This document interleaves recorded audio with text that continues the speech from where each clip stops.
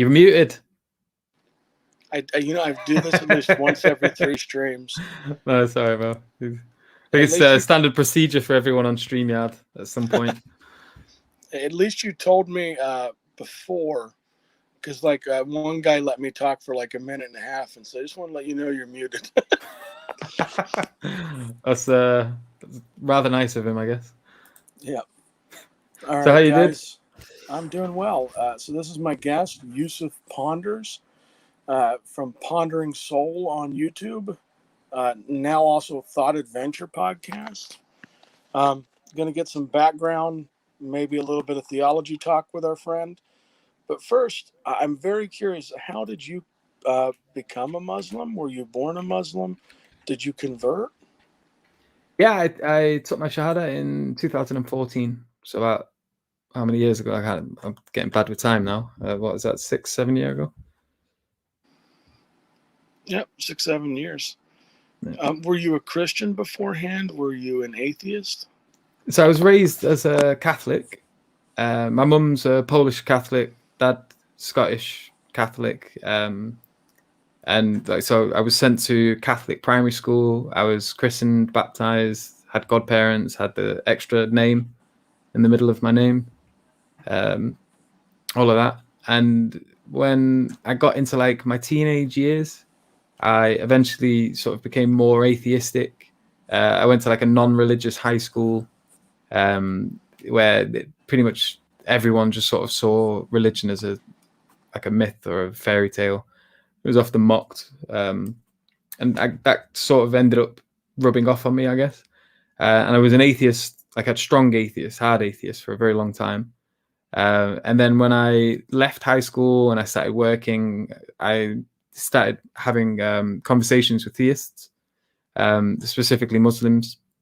Got into conversations with them about the existence of God and miracles and this, that, and the other. Eventually, I moved away from this sort of hard atheist position to a more agnostic one, and I would sort of drift in and out of that depending on who I was with.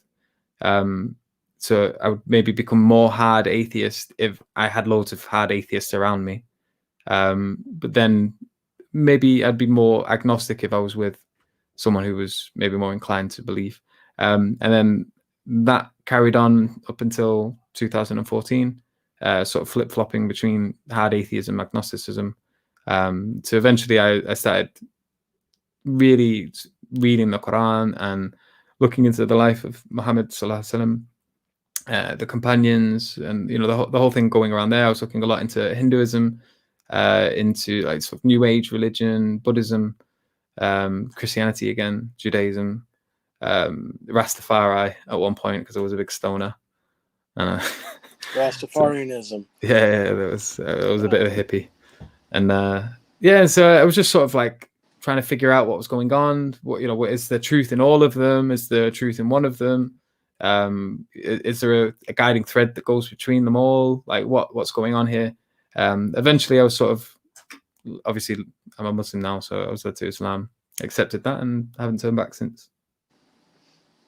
Very interesting. And then from that, I take it you didn't go straight to YouTube. You didn't go straight to No. Saying I'm going to defend this proposition. What was the process from?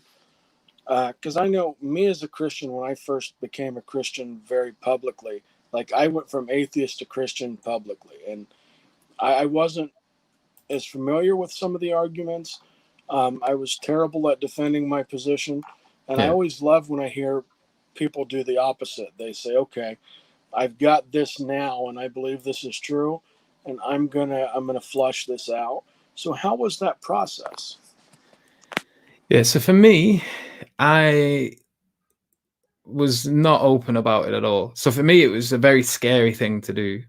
Obviously, Islam's quite a controversial religion, so I was like, I don't know how I'm going to tell anyone this. It sounds weird, especially to everyone that I had around me. Like I was, I don't know if you're familiar with the word over there in the States or not, but I was a bit of a chav, a hippie chav. It sounds like an oxymoron a little bit, but so basically I was like a sort of council house kid when I was growing up. So I used to have my little TN caps and that when I was younger, and I don't know. I like, what would you call them in America? I'm trying to think. From poor background, so you've not got a dad. You grow up in an estate where pretty much everyone hasn't got a dad. There's a lot of drugs, alcohol, violence around. I don't know if there's a great term that I can think of for it, but like there's lots of people who grew up with broken homes.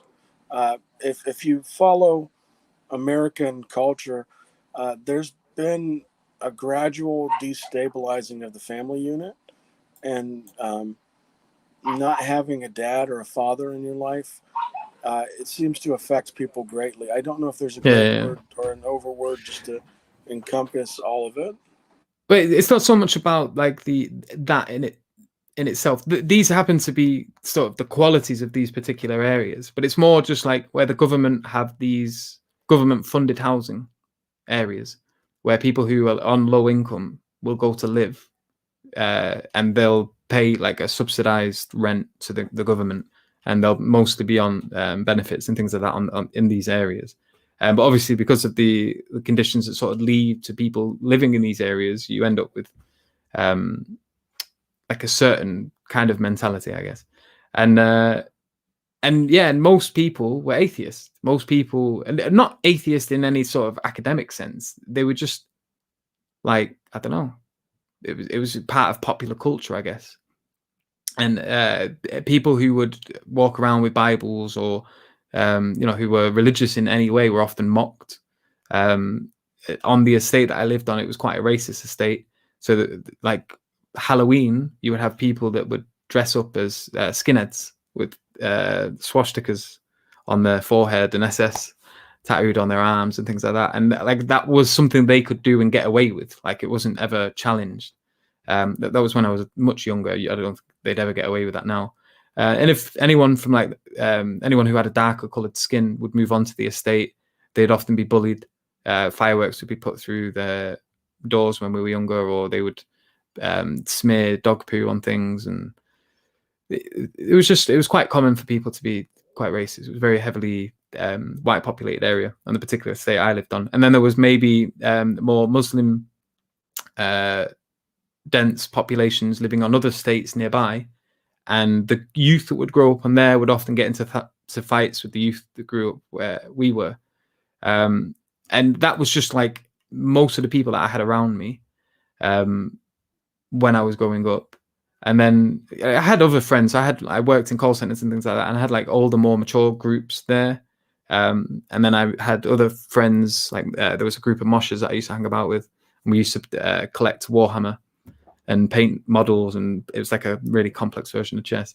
But like for the most part, I didn't really have many religious friends. They were very far and few between, and they were the only ones that would have really have accepted this, and so they were the only ones that I told. And for maybe 2 years, I just kept it secret. I didn't tell no one. I didn't tell my mum. To avoid the whole halal problem, I just told everyone I was a vegetarian, and then that solved that problem. So I didn't have to worry about people giving me non-halal meat. And and it was just something that caused me a great deal of anxiety. It wasn't easy.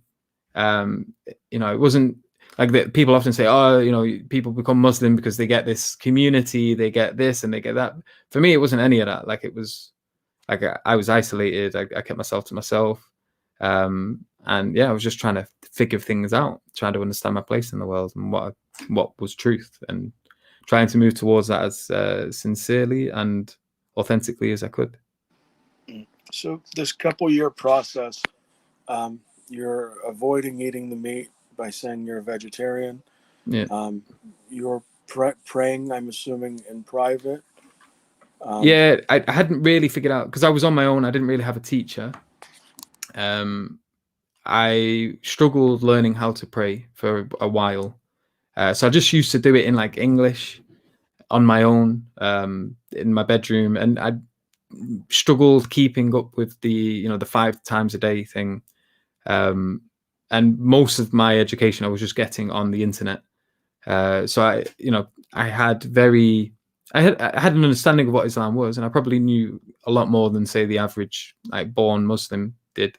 But then I didn't know much about the ritual aspect side of it, um, and to what degree I had to do certain things, and so on and so forth. And then, so like after 2 years of that, eventually I ended up getting married, and my wife became pregnant. And it was the moment that I found out that she was pregnant, there was like a light switch in my head. And then I went to praying 5 times a day pretty much instantly. I gave up weed. Because I was still smoking a lot, because I'd been smoking on and off since I was like 12 years old. And yeah, that sorted a lot out. But at this point as well, I was also studying philosophy in university. And then I began to learn. I took a foundation course in Islam. So they were teaching me the basics of fiqh, which is like the rulings on how to act and what to do and how to do it. And aqidah, which is theology, or the beliefs of the Muslims. And so I did that alongside my philosophy course. And at this point, I was not on social media. The only people I really engaged with were the people at university and my family and people at home. And I wasn't really engaging in dawah. I wasn't calling people to the religion. I was just getting my head around the complexities of that conversation. And eventually finished university, finished my foundation year. And that was in 2019. So I'd been a Muslim for about 5 years at this point. And then it was at that point that I was like, well, what do I want to do? So I've got my BA now, and I've got to find a job. I've got a wife and a daughter I need to care for. What can I do? And one of the things that pops into my head is, well, what if I try to start a YouTube channel? What if I become a writer? What if I call people to something that really helps me to sort of get my life sorted? It was obviously quite a long process for me, and it wasn't an easy process, but it was definitely worth it in the long run. And I wanted to sort of call other people to that and bring them to it. And so I set up my channel. I began writing essays, making videos, and other things, doing research. Ended up, alhamdulillah, getting in touch with a few other YouTubers, and things just sort of escalated from that. And alhamdulillah, things grew rather quickly. Yeah, I've noticed a lot more within the past couple of years, a huge Islamic presence on YouTube. It's like it blew up. And I think from my Christian perspective, it's really a good thing, because you guys ask some good questions. Because some things initially, like early on when I met mutual friend Jake, I might not have thought as deeply on the Trinity or those particular aspects until, like, you just say, well, you're saying 3 in 1. How does that work? And so I've appreciated getting to know a lot of my Muslim friends, because they forced me to crack open my theology book and give a reason for the hope that I have. So you're doing the Pondering Soul YouTube channel. Now, is it mainly just videos, or do you bring guests on? Yeah, a bit of both. So I need to start getting more formal. So I used to do, like, I'd record offline and then I'd edit it and then upload it, but that's a lot of effort. And it's actually a lot of headache as well. And it takes longer to do a smaller video, funnily enough, than it does to just go live, record, and do a longer video, which is obviously a bit of a head mess when you think about it. And so I sort of, I got influenced a lot by Sabot Ahmed, who runs the Darwinian Delusions channel. And he was just like, you need to produce content. So just get online, just start streaming and just talk. And like, don't worry about editing. People like the natural flow of things and not the jarring cut that you get in some of these short videos. Obviously, there's an art to recording them. It takes a while to sort of get used to it. Well, sometimes with the cut videos, from my perception, not of your cut videos, but just cut videos in general, that they seem misleading, or they're too crisp. But I love the feel of like a live recording, because Yeah. I'm going to ask you questions. You might not know what the question is. You're going to maybe make a challenge. I might not know what the challenge is coming, but then that organic feel Yeah. of how we respond to these things, I think people appreciate, and that's what I appreciate about lives. Yeah, definitely. And that's why I've ended up sort of inclining to them a lot more. And so most of my videos now are just live streams. I'll invite a guest on, we'll engage with the chat a little bit towards the end, or I'll pull up a comment here and there. It's obviously very difficult if you've got too many people in the live and there's countless people commenting and things like that. But yeah, it's much more, like you say, organic. It's like watching something grow rather than something sort of robotically click and jar. Be a bit more awkward. No, for sure. And then I did not know you before this, but I met you through TAP, the Thought Adventure podcast. What kind of made you, and I've heard these guys view on it, but what kind of made you say, okay, this is something I want to be a part of, this TAP? Yeah, so we have mutual friends. So brother Sharif, he's a friend of a brother that I met in university. So there's a prayer hall there, and I used to go there, brother Mustasin, may Allah bless him, and he loves to connect dots and bring people together. And one of the dots that he connected was with me and Sharif, and so I got talking to him quite a lot. And then we have mutual friends as well. So I'm also mates with Full Metal Theist, brother Amin, who runs the Full Metal Theist channel, and brother Hazem, and they have a mutual friend with Jake. And so then I ended up talking to Jake, and then it turned out Jake was talking to Sharif, and that they knew each other from all these, because Facebook, there's a million things going on that I'm just not privy to because I don't bother with Facebook too much. But yeah, and there's just all these weird little dots being connected here and there. And then they decided upon themselves that they wanted to start like a little podcast show.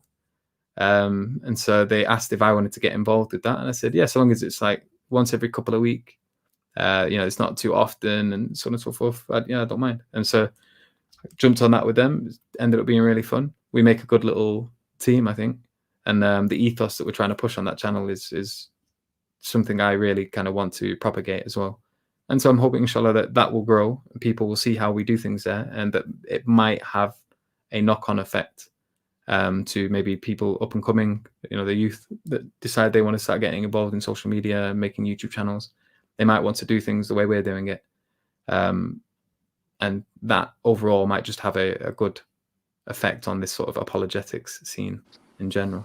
And I think interfaith dialogues like the one we're having now, and the friendly chats and messages between us and other people, I think this is what needs to be up at the front and center, because too many times you'll see the atheist yelling at the Christian yelling at the atheist, the Muslim yelling at both, us yelling at the Muslim, and we don't gain anything because we're not coming together or reasoning together. Yeah, definitely one of the biggest problems. It's something I'm not too fond of either. Like I can get it's got a time and a place, and with certain people you do need to sort of yell at them. I've got family members that are like that. They're a bit what's the word? A bit simple. you can't always, may Allah bless them. They're not bad people or anything like that.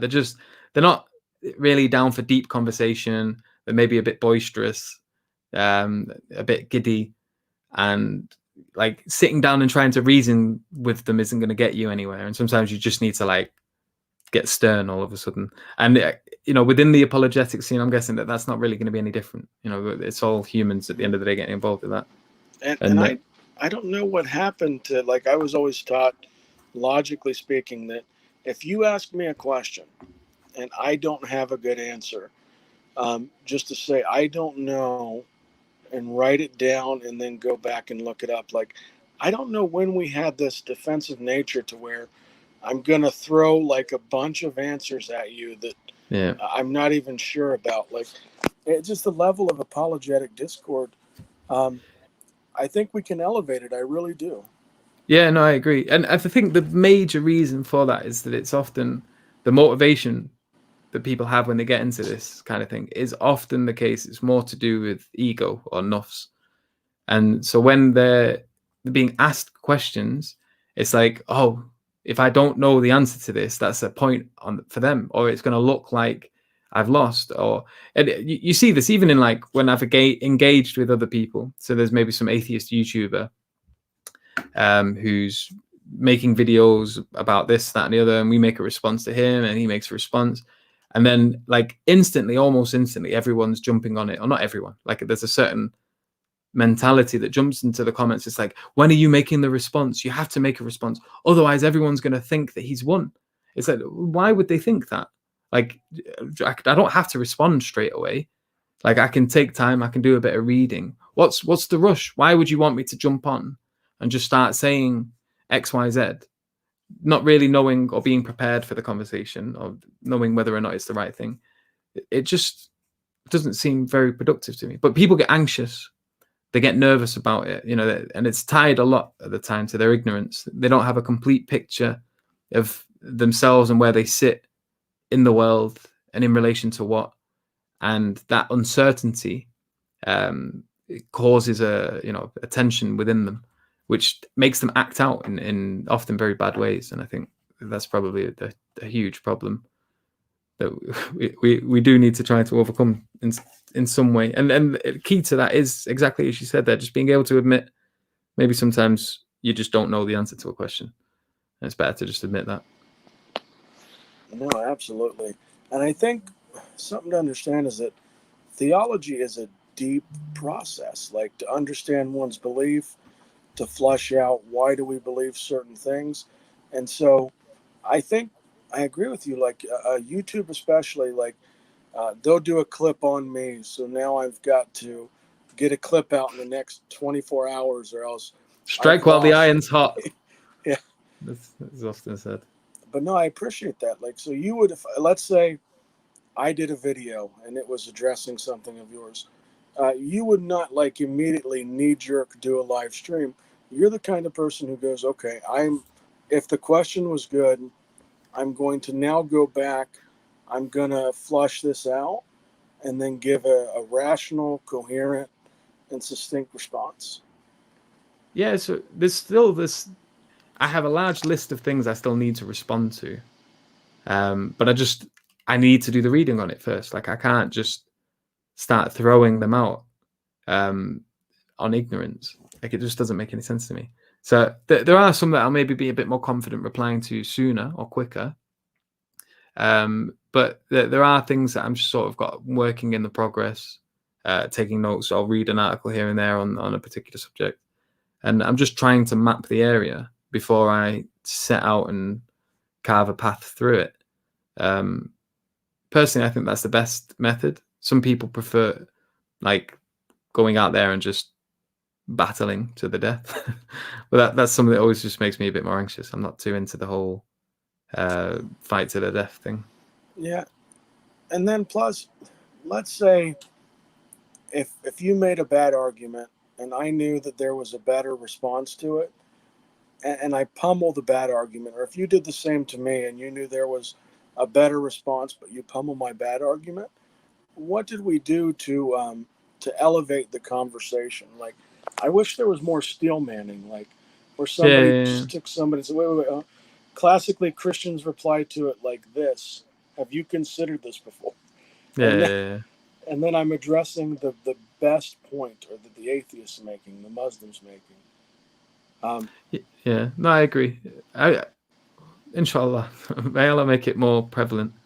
But I don't know. I've got a feeling that the way social media sort of works and the way marketing make things and all of this, like it caters to a lack of patience and ego, or not a lack of ego, but a lack of patience and an overabundance of ego. And so, and I don't know, I've got a feeling that this kind of thing isn't necessarily going to get better, that we're always going to be sort of maybe a niche corner in the social sphere.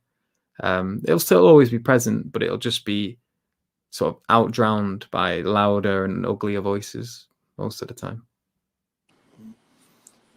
Now, I mentioned we would get into just a tad bit of theology. I know we only got like 3 or 4 minutes left. You got about 5, don't worry. What is your, like, for you looking at me, a Christian, what would be your biggest issue? And then I can take away, and maybe I'll shoot a video, or we can talk about it later. Maybe next time we can have a video on that subject after maybe. I've prepped a little bit. One sec. Oh, you're good. No worries at all. Yeah, so I don't know. For me personally, it's just the cliche one, the idea of Jesus alayhi salam as being God. It's something that never really rubbed well with me, even when I was a Christian. When I was younger, it always seemed odd to me. And then definitely so, obviously, while I was an atheist. And then even before becoming a Muslim for a very long time, one of the things that sort of led me to Islam was the whole notion of Jesus in Islam as a great man, as a prophet, someone who was, a beautiful character. And I can get that. And even reading the Bible now, I still get that sense from it. And you see the odd bit here where the Christian will often try to sort of lead you to inferring the Trinity. But it always seems like such a stretch. And the verses that scream humanity scream so much louder to me. These are always the ones that I always bring up. It's the Jesus alayhi salam, when he's traveling through the desert for 40 days and 40 nights, and the devil's trying to tempt him. The devil's someone who knows who God is. He was in the council with the angels. There's no doubt in the devil's mind about who God is. Yet the devil's there offering Jesus the world. Follow me and I'll give you all of this. He's telling him to tempt God. He's telling him to tempt himself. None of this made any sense. That he's on the cross. He's screaming. Jesus is screaming in the cross, "Oh, Father, why have you forsaken me?" And I know there's obviously responses and a back and forth to all of these particular points. Yeah, I would go to Psalm 22. I would stress the importance that Jesus had to face temptation and not fall for temptation. But I really think that you laid a clear objection and a big dividing line between the two religions, which is it lands on Jesus Christ, because, like you said, you have great admiration and respect for Jesus. And when I read the Quran and I talk to different Muslims, you can see that. And so it's just how we view Jesus seems to be the major divide. Yeah. Yeah, it's the linchpin between the two, isn't it? It's if Jesus is God, and this is the thing. So there was a Christian who used to, not so much anymore. I've not heard of him in a while, but used to contact me a lot on Twitter. And one of the things I ended up saying is, so in the end days, hopefully it doesn't arrive while we're alive. But if the Dajjal comes and the person who's saying I am God is also calling to degeneracy, all of these things which the Muslims and the Christians can both agree on are degenerate or sinful. And if the one who calls to these things says he is God, would you still follow him? If he says, I'm the Messiah, I am. And his question was to that, well, no, if he's saying I am God and he's saying all of these other things, he's calling to degeneracy, he's calling to something that is counter to what the scriptures have been teaching, then I won't follow him. However, if the person who is calling to degeneracy is saying he isn't God, because it depends on the Antichrist and the Messiah. When they both return, one is going to be saying he's God, and the other is going to be saying he isn't. And obviously, from the Islamic paradigm, we believe that the Dajjal will say he is a God. And so those people who believe that God is a man will follow him, and those who don't will follow the Messiah. And I think for those of, obviously, that will be the deciding point if we are still alive, that once that arrives, I think the Christians who are sincere, if we are right, and the one who says, I am God, is calling to degenerate things, they will see that, and they will see that that's not something they should incline towards, and the sincere will leave it behind. Or it'll be the other way around. The one who is saying I am God, or he's Jesus from the Christian paradigm, and he's calling to certain things, and then the Antichrist is calling to the opposite. That kind of thing will be very clear, but obviously it's not what are the chances of us being alive at that time. And but it's, you know, it's key in that discussion. It's like, which side is right? How do we determine that? How do we get about getting to the bottom of that problem? No, I think that you laid out a very good ending to the video. We kind of contrast what the major kind of line between us is, and it seems to fall with Jesus. Now, there's other divides. I don't want anybody to watch this and pretend like it's just Jesus, but that is the key focal point as far as it's the main one, I would say. It's not the only, definitely not the only, but it's certainly one of at the top of that pile. Mm-hmm. All right. Well, I appreciate you very much so for coming on. If you're new to the channel, please consider liking and subscribing. I have more conversations like this planned. I have Arn Raw coming up tomorrow, one-on-one sit down. I have Matt Dillahunty on the 11th. I'm going to have Jake on again, hopefully in a month. I got to reach out to him for scheduling. I definitely want to have Sharif back on. He's a towering inferno when it comes to philosophy, and the guy has always challenged me. But before I go, I'll just shout out to the live chat. Thank you, Jane, for watching. Hainin, I'm going to butcher that name. I apologize. I appreciate you. Hayin. Mm-hmm. And then my comments aren't loading. But once again, guys, thank you for tuning in. Thank you for watching. I appreciate you very much. I'm going to kick the outro. I'll chat with Mr. Ponders for a minute after. But you guys have a good evening.